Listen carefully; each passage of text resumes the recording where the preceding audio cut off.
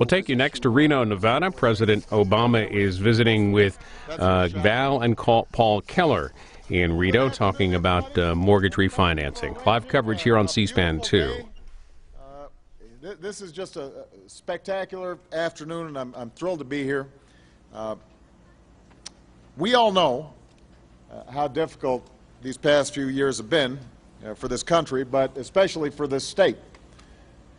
After the worst recession in our lifetimes, a crisis that followed the collapse of the housing market, it's going to take a long time for the economy to fully recover. More time than any of us would like. But there are plenty of steps that we can take to speed up the recovery right now. There are things we can do right now to help create jobs and help restore some of the financial security that too many families have lost. Now, I have to say that there are too many Republicans in Congress who don't seem to be as optimistic as we are. They think that all we can do are try the things that have been done in the past, things that they've tried in the past. So they want to cut more taxes, especially for the wealthiest Americans. They want to cut back on the rules that we put in place for banks and financial institutions. They've said that they want to let the housing market hit bottom and just hope for the best. That's it. We've heard those ideas before. That's their economic agenda, and I'll be honest with you, I don't buy it. I think they're wrong. We've tried their ideas for nearly a decade, and they didn't work. And I refuse to sell this country short by going back to the exact same ideas that helped to get us in this mess in the first place. Our goal is to build an economy where hard work and responsibility are rewarded, where you can find a good job, make a good wage, own your own home, maybe start a business, send your kids to college. You know, hopefully their lives will be even better than ours. That's what I wish for Malia and Sasha, and I know you guys feel the same way who have kids. And that's where we need to go. I've been pushing Congress to help us get there by passing a few common sense policies that we're convinced will make a difference. We even made a handy to-do list for Congress so they can just check them off. It's a list like Michelle gives me. I know Paul's familiar with that list. He gets it from Val. Now, there are only 5 things on this list because I don't want to overload Congress with too much at once. But they're ideas that will help create jobs and build a stronger economy right now. So first up on the list, it makes absolutely no sense that we actually give tax breaks to companies that ship jobs in factories overseas. That doesn't make any sense at all. So we've told Congress it's time to end tax breaks for companies that ship jobs overseas and use that money to cover moving expenses for companies that bring jobs back to America.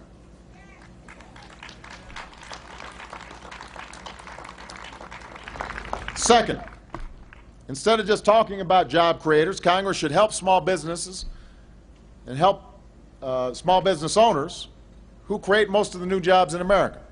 So we want to give them a tax break for hiring more workers and paying them higher wages. The third thing on our to-do list, Congress should extend tax credits that are set to expire for our clean energy companies. These businesses are putting folks to work here in this state of Nevada. Last time I was here, in fact, I went to see a huge solar energy plant. A lot of folks are working both in the construction of it and in maintaining it. That's happening all across the country, and so we've got to make sure that we are helping those folks, because that helps us break our dependence on foreign oil. Over the long term, that will help drive down gas prices, and it puts people to work right now. It's the right thing to do. Fourth, Congress should create a Veterans Jobs Corps so that we can help communities hire returning heroes, our veterans, as cops and firefighters and employees at national parks, because nobody who fights for this country should ever have to come home and fight for a job or fight for a roof over their heads.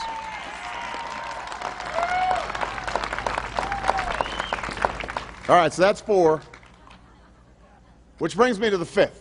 The 5th thing on the list, and that's why I'm here today. I'm calling on Congress to give every responsible homeowner the chance to save an average of $3,000 a year by refinancing their mortgage. It's a simple idea, it makes great sense, and I know it'll have an impact. You know, last October I was in Clark County where I announced new steps to help responsible homeowners refinance their homes. And at the time, Congress wasn't willing to act, so we did. We went ahead and did what we could do administratively without a new law being passed. And as a result, Americans who were previously stuck in high-interest loans have been able to take advantage of these lower rates. And they've been able to save thousands of dollars every year. And it turns out that 2 of those people are your neighbors, Paul and Valerie Keller. Yay. So I just had a chance to visit with Paul and Valerie and look at their beautiful home and check out the grill out back. Valerie says Paul's a pretty good cook, so I'm going to take her word for it. The Kellers have lived in this house for 14 years. Val works nearby, helping secure loans for farmers and ranchers. Paul is a retired electrical contractor who started a family business with their son. Last year, with mortgage rates at historic lows, the Kellers decided it would make sense for them to refinance. They thought it would be easy. Since they're current on their mortgage, they make their payments on time. So this is an example of responsible homeowners doing the right thing. But when they tried to refinance, they were told they couldn't do it. Because the Keller's house, like thousands of others in this state, and probably some of the neighbors here, their house is underwater, which means that the price is currently lower than what they owe on it.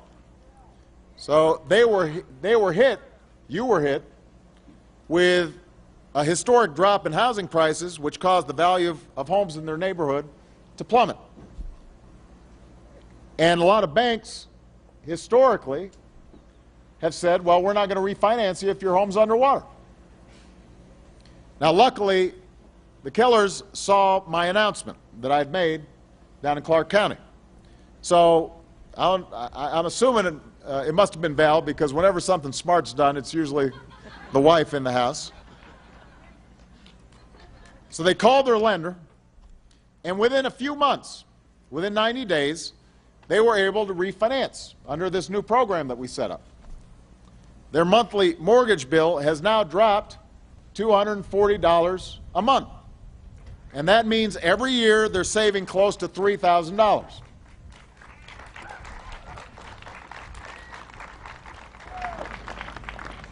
Now, Val says that they've been talking to some of their neighbors, maybe some of you are here today, and you're saying, well, that sounds like a pretty good idea. And a lot of folks across the country recognize this is a smart thing to do, not only for homeowners, but for our economy, because if Paul and Val have an extra $240, $250 a month, then they might spend it on the local business. They might go to a restaurant a little more often. They might spoil their grandkids even more. And that means more money in the economy. And businesses do better. And slowly, home prices start rising again. So it makes sense for all of us. And the good news is, since I've made this announcement, refinancing applications have gone up by 50% nationwide and 230% here in Nevada alone. That's the good news. People are taking advantage of this. That's what we want to see. But here's the only catch, and this is where you come in, because you're going to have to pressure Congress. The pool of folks who can refinance right now when their homes are underwater is still too small. The reason the Kellers were able to refinance is because the only thing that we could do without congressional action was to give opportunities for refinancing for folks with a government-backed loan, an FHA-backed loan. But in order to expand that opportunity, we want to include everybody, people whose mortgages aren't government-backed. And in order to do that, we've got to have Congress move. There's absolutely no reason why they can't make this happen right now. If they started now, in a couple of weeks, in a month, they could make every homeowner in America who's underwater right now eligible to be able to refinance their homes if they're making their payments, if they're responsible, if they're doing the right thing. And think about all those families saving $3,000 on average a month. That's a huge boost to our economy. And for some of you who are underwater, you might say, you know, instead of spending that money, I can plow that back into equity in my home and build that back up, which would further strengthen housing prices here in Nevada and around the country. So it's the right thing to do. There's already a bill in the works. It's supported by independent, nonpartisan economists. It's supported by industry leaders. Congress should pass it right now. And let me just say this. Maybe there's some members of Congress watching. If you need some motivation to make this happen, then you should come to Reno and you should visit with folks like the Kellers. I'm not saying the Kellers want all these members of Congress up in their house. It's bad enough having me and Secret Service in there. But at least they probably wouldn't mind saying hello and talking to them here in front of their house. But they should talk to people whose lives are better because of the action that we took. All over the country, there are people just like Paul and Val, folks just like you, who are doing everything they can to do the right thing, to meet their responsibilities, to look after their families, to raise their kids right, give them good values. You're not looking for a handout. You just want to make sure that somebody's looking out for you, and that when you do the right thing, that you're able to keep everything that you've worked for. That's what folks are looking for, and that's what they expect from Washington. To put the politics aside and the electioneering aside and just do what's right for people. So